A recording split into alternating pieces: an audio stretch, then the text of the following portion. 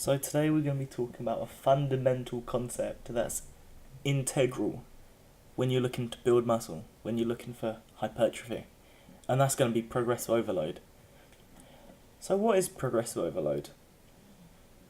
Well, the definition is the gradual increase of stress placed on the body during training, and this is at the heart of any workout program, and is the only way. It's the only way you're going to build muscle. Your body constantly needs extra challenge or stimulus in order for it to grow. You're going to do that by doing some of the things I'm going to mention later. But just as an example for you to understand why this is so important and why you're potentially seeing plateaus in your training. Think back to a time before you did legs. Well, you probably still don't do legs, but anyway. Before you did legs, when your legs were pretty small, you were either walking to school or to the office or to Tesco to get lunch every working day. The amount of walking you did every day stayed roughly the same, but you did walk a fair amount every day.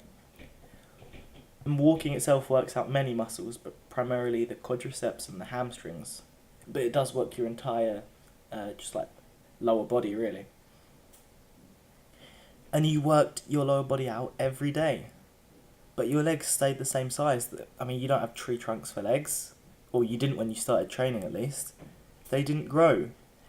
It's only until you start demanding more of your muscle. It's only until you start squatting like 225 pounds, 300 pounds, 500 pounds, putting plates on the bar. That's when your muscles get bigger. So that's why you can curl the same weight every day for a year, but your biceps aren't going to grow because you're just not demanding more of your muscles constantly. You're not overloading them progressively. And so that brings me on to the methods of progressive overload. Number one, increase the weight. This is the most obvious and the most commonly performed. If you look at proper fleshed out workout programs, especially beginner ones, they're going to set you weekly weight increments that you have to try to adhere to. This is not only to stop you from staying in your comfort zone, but it's going to push your muscles every week, every month, and it's going to make them bigger. You're going to make some gains. That brings me on to number two. If you feel like you really can't add weight, increase the reps. That's why it's so important to know exactly what you do in a workout, specific to the weight, reps, and even the rest period, which I'll come on to later.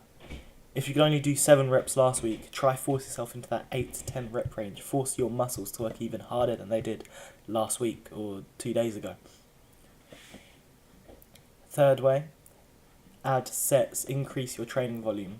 Similar to the reps part, but just getting even more out of your muscles. Fourth way, decrease rest time. This may be unfeasible if you're doing compounds such as pull-ups or a heavy deadlift.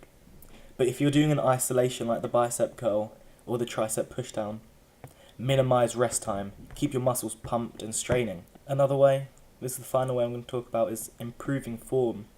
You should always be striving for perfect form whenever you're exercising. But when a weight is too heavy, we can sometimes sacrifice form to get the weight up. An overlooked way of progressive overload is definitely executing those reps with perfect tempo and form.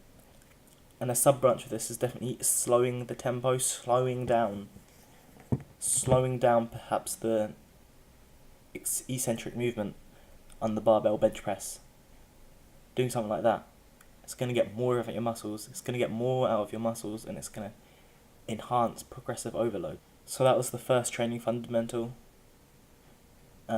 Thank you for watching, and I hope that helped you, and I hope you can utilise that in your training if you haven't already.